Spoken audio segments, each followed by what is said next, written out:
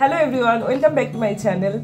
So today's video will be on a emotional topic.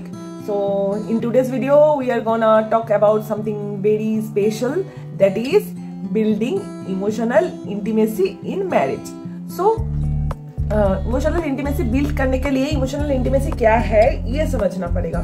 So what is emotional intimacy? Emotional intimacy means being able to connect with your partner on a deeper level where you feel safe, understood and truly valued. It's not just about sharing happy moments but also being comfortable enough to express your fears, insecurities and dreams. तो emotional intimacy क्या है ये आप लोगों को ये definition से समझ आ गया होगा. तो इमोशनल इंटीमेसी मतलब सिर्फ आप बात कर पाते हो और हैप्पी मोमेंट्स दोनों साथ में बिताते हो, मतलब साथ में हैप्पी मोमेंट सैड मोमेंट सब कुछ बिताते हो. That is not emotional intimacy. कभी कभी आपको लगता है कि हाँ हम दोनों साथ में सब कुछ कर लेते हैं, घर का काम करते हैं, बाहर घूमने जाते हैं, मूवी देखते हैं, चिल करते हैं, डांस करते हैं, सब कुछ करते हैं, साथ में ऑफिस का काम करते हैं, साथ में कुक करते हैं. तो that is emotional intimacy. No, not that is not emotional intimacy. That is obviously a good thing. But emotional intimacy में और कुछ भी आता है. वो सब तो ठीक है, वो सब तो करना ही पड़ेगा. बट इमोशनल इंटीमेसी इज कि आपके अंदर का जो डर है, मतलब हर एक इंसान को अंदर में अलग अलग चीजों से डर होता है, अलग अलग इनसिक्योरिटी होती है, अलग अलग ड्रीम होते हैं, सपने होते हैं कि मुझे ये बनना, मुझे ये होना, मुझे ये करना, मुझे ये चाहिए लाइफ से. तो ये अगर आप शायद किसी से पहले, मेनली क्या होता है हम लोग ये किसी से शेयर नहीं किए होते पहले, मतलब फ्रेंड्स वगैरह कोई भी हो, एकदम डीप इंटरनल एक ड्रीम हम सबसे शेयर करते हैं. बट एक होता है एकदम इंटरनल, मतलब बस खुद से ही खुद को ही मालूम है. तो वो भी अगर हम बता पाए तो दैट इज इमोशनल इंटीमेसी. अपना हर एक डर कि मुझे इस चीज से जैसे मुझे क्लॉस्ट्रोफोबिया जैसा लगता है, तो ओपनली सब कुछ, मतलब ये तो नॉर्मल सी डर है. कोई अगर नेगेटिव चीज हो, जैसे कि इनसिक्योरिटीज में किसी को ऐसा हो सकता है कि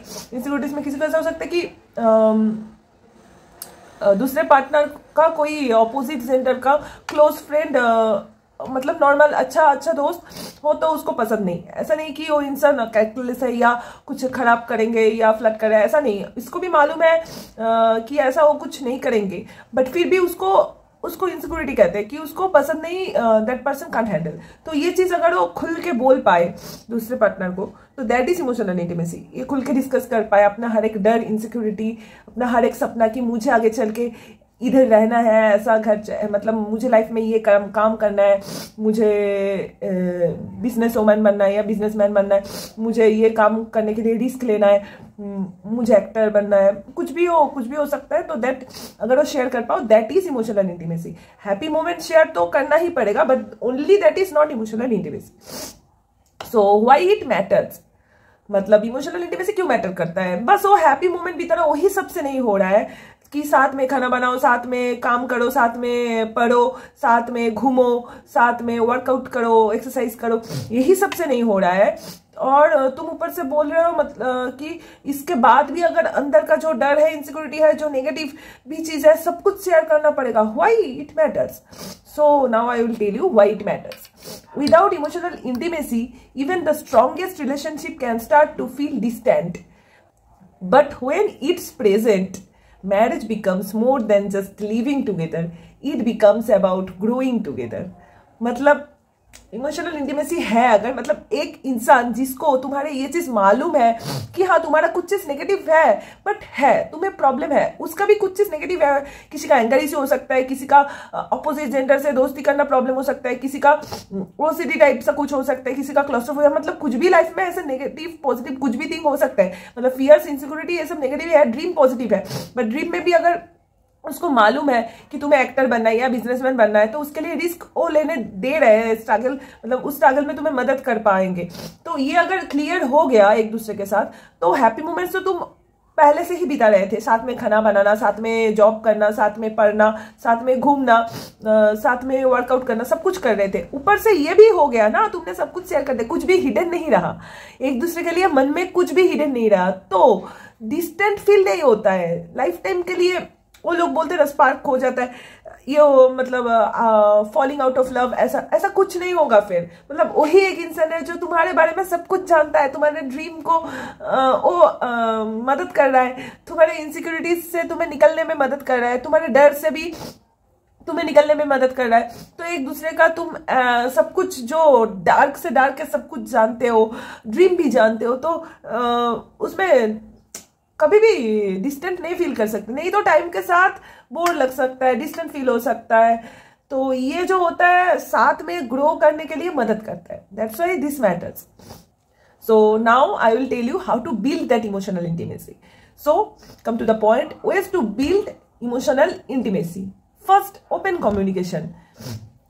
तो communication तो सब में आता है। ये जो पहले का था हैप्पी मोमेंट साथ में बिताना, उसके लिए भी मतलब एक अच्छा रिश्ता बनाना है तो कम्युनिकेशन जरूरी है। वो पति पत्नी का हो, वो मम्मी पापा का हो, वो भाई बहन का हो, वो ऑफिशियल जो रिलेशनशिप है उसमें भी हो, तो कम्युनिकेशन जरूरी है। तो हर रिलेशन के लिए कम्युनिकेशन तो अच्छा होना जरूरी है।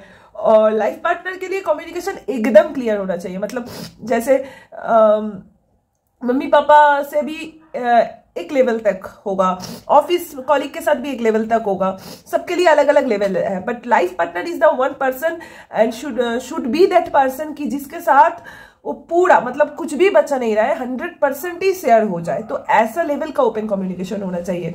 तो share your thoughts and feelings honestly, don't just talk about the daily routine. Daily routine एक दूसरे का ऑलरेडी मालूम है, उसमें बात क्या ही करना है।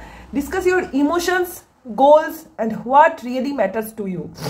तुम्हारे मन में क्या चल रहा है, पॉजिटिव नेगेटिव, हर एक इमोशन, तुम्हारे लाइफ का गोल तुम्हारे लिए क्या मैटर करता है। मतलब कभी कभी बहुत सारे अलग अलग सिचुएशंस आ जाते हैं, तो পার্টনারের চয়েস বা পছন্দ তো সেটা তুমি মেনে নিচ্ছ বারবার, তোমার কোনো প্রবলেম নেই, মানে খুশি খুশি মেনে নিচ্ছ। বাট এমন হতে পারে হয়তো 5-6টা চয়েস আছে, কোথাও যাওয়া নিয়ে হোক, কোন সময়ে আচ্ছা একটা এক্সাম্পল প্রপার নেওয়া যাক, যে কোন সময়ে বাড়ি যাওয়া, তোমরা চাকরি সূত্রে বাইরে থাকো, কোন সময় বাড়ি যাওয়া, তো কোন সময় বাড়ি যাওয়া সেটা হয়তো তুমি অলওয়েজ পার্টনারের চয়েসটাই মেনে নিচ্ছ, তাতে তোমার কোনো প্রবলেম কিছু নেই মেনে নেওয়াতে, দ্যাট ইজ তোমার জন্য কোনো প্রবলেম করছে না। কিন্তু তুমি খুশি খুশি মেনে নিচ্ছ, মনে হচ্ছে কষ্ট করে, কিন্তু তোমার একটা তো চয়েস ছিল অন্য। তো ব্যাপারটা হচ্ছে তুমি পার্টনারের চয়েসে যাও, কিন্তু তাতেও পার্টনারকে জানাও যে তাতেও পার্টনারকে জানাও যে হোয়াট ম্যাটার্স টু ইউ, যে তোমার এটা চয়েস ছিল, মানে আমার এটা চয়েস ছিল, কিন্তু তোমার এটা পছন্দ, তোমারটা কি আমি গুরুত্ব দিয়ে আমি এটা করছি। What really matters to you, that is open communication. So now second point is active listening. Listen to understand, not just to reply. Give your partner your full attention without distraction. मतलब कभी कभी क्या हो जाता है कि सुनना तो बहुत जरूरी है, कुछ लोग तो सुनने के लिए बैठते ही नहीं है, तो दैट इज तो फर्स्ट में ही नेगेटिव चीज हो गया, सुनना तो पड़ेगा। और कुछ लोग बस दिखाने के लिए सुनते हैं कि हाँ आई एम लिसनिंग एंड मुझे बस डिफेंड मतलब रिप्लाई देना है, दैट्स वाई। बट ऐसा नहीं, सुनने के लिए सुनो और उस चीज को दिमाग में डालो। ये जो पहला मैंने कम्युनिकेशन बोला, उसमें एक पार्टनर कम्युनिकेट कर रहा है, मतलब तुम बोल रहे हो कि मेरे लिए ये मैटर करता है, मुझे इस टाइम में घर जाना है, सेम एग्जांपल पे बोल रहे हो, या मुझे तो दूसरे पार्टनर को भी तुम्हारा जो भी पॉइंट है, जो तुम एक्सप्लेनेशन दे रहे हो, वो अच्छे से सुनना और समझना है। देन ही कैन और शी कैन अंडरस्टैंड कि हाँ इसका ये चॉइस है, बट मतलब एक डीप जो कनेक्शन होता है वो समझ में आता है। 3, express appreciation. A simple thank you, a kind word or acknowledging your partner's effort can strengthen your bond. मतलब वही ना, और पहले तो एक के बाद एक क्या आ रहा है कि पहले तुम अच्छे से कम्युनिकेट करो और फिर अच्छे से सुनो, और फिर मतलब कोई तुम्हारे लिए कुछ कर रहा है, तो जैसे कि सेम एग्जांपल में तो वो तुम्हारे टाइम के तुम्हारे हिसाब से जा रहा है, तो ग्रेटिट्यूड शो करो, बता दो एक बार। ऐसा नहीं कि बोलते ही जाओ पैर पकड़ के, ऐसा कुछ नहीं, नॉर्मली हाँ तुम ऐसा कर रहे हो कि I am lucky to have you, तो तुम दूसरी चीजों में उसके लिए करो, तब वो बोलेगा तुम्हारे लिए I am lucky to have you. तो ये जो I am lucky to have you या थैंक यू, मतलब थैंक यू मुझे पर्सनली बोलना अच्छा नहीं लगता, I am lucky to have you मतलब जिसका जो भी है अप्रिसिएशन लैंग्वेज, तो वो तो अप्रिशिएट करो खुल के, या तो समझाओ। And 4, be vulnerable. Don't be afraid to show your true self, vulnerability creates trust. So that is also true कि कभी कभी हम लोग इंसान है, दूसरों पे हम लोग नहीं दिखाते हैं। अभी बड़े हो गए, बचपन में मम्मी पापा पे भी दिखाते थे, अभी मम्मी पापा पे भी नहीं दिखाते, दोस्तों पे नहीं दिखाते, ऑफिस कॉलिग्स पे नहीं दिखा सकते और किसी पे नहीं दिखाते। लाइफ पार्टनर ही एकलौता ऐसा इंसान है जिसपे हम जैसा है ट्रू सेल्फ, गुस्सा तो इंसान है, हम आता ही होगा ना, गुस्सा आता है, इरिटेशन आता है, अरे तुम मुझे टाइम दे रहे हो, तुम मेरे लिए नहीं कर रहे हो, मतलब कर भी रहा है वो इंसान, फिर भी ऐसा फीलिंग आता है ना अंदर से। तो जब आता है ना, मतलब तभी नहीं, अगर तब वो ऑफिस जा रहा है या कुछ इंपॉर्टेंट, तब नहीं, ऐसा तब के लिए थोड़ा सा होल्ड करके ऑफिस से आने के बाद मतलब थोड़ा सा फ्रेश हो गया, बैठ गए, बट वो जो वल्नरेबल साइड है वो दिखाओ, वो बात बोलो। ऐसा नहीं कि तोड़ फोड़ कर दो, मार दो, ऐसा नहीं, बट वो एक्सप्रेस करो कि मुझे इरिटेशन हो रहा है या मुझे गुस्सा आ रहा है। ये जो है, ये मतलब ओपन कम्युनिकेशन में ही मैं इसे डालती हूँ कि ये बात करो, बोलो। मतलब ज्यादा वल्नरेबल मुझे आई डोंट एग्री कि मारो पीटो कूटो एक दूसरे से, बट लड़ना झगड़ना की मतलब तू तरक भी नहीं, I am not saying, but हाँ I am angry, I am offend with you, मतलब मैं इरिटेट हूँ तुम्हारे उस बात से, या तुम्हारे लिए तुम्हारे टाइम पे ही हर बार घर जाते हैं, अब मेरे टाइम पे ही जाना पड़ेगा, ऐसा मतलब जो अपना खुद का फीलिंग है वो दिखाओ। अगर फीलिंग आ रहा है तो सप्रेस मत करो, फीलिंग नहीं आ रहा है तो ओके। अगर फीलिंग है कि मेरे मन में गुस्सा है, मुझे बुरा लग रहा है, इरिटेशन है, तो दिखाओ। 5. Spend quality time together, no phones, no work, just being present with each other helps deepen connection. ये मैंने पहले भी ये मैंने पहले भी बोला था, स्पेंड क्वालिटी टाइम टुगेदर, साथ में क्वालिटी टाइम बिताना पड़ेगा, विदाउट फोन, विदाउट वर्क, मतलब साथ में जो खाना बना रहे हो या साथ में घूमने जा रहे हो, दैट इज ओके, वो छोड़ के भी ये थोड़ा टाइम, इसके लिए थोड़ा टाइम निकालना पड़ेगा वीकली। मतलब no phone, no TV, digital तो बिल्कुल भी नहीं, और बाकी चीज बुक्स वगैरह भी ना हो, ओनली दोनों। कोई इंसान तो पक्का ना हो, घर में हो या लेक के किनारे हो, मतलब दोनों बैठ के बस बात करो या एक दूसरे के पास रहो, तभी ये ओपन कम्युनिकेशन हो या एक्सप्रेस करना ओपनली, ये सब कुछ आता है। तो एक्टिव लिसनिंग, तभी उस मोमेंट पे ही ये सारी चीज अच्छे से होता है। तो spend quality time together, no phones, no work, just being present with each other is most important. ये होगा तो ऑटोमेटिकली ओपन कम्युनिकेशन स्टार्ट होगा, एक्टिव लिसनिंग भी तब होगा, क्योंकि और कुछ रिस्ट्रिक्शन नहीं रहेगा, बस दोनों। Okay, so that's it.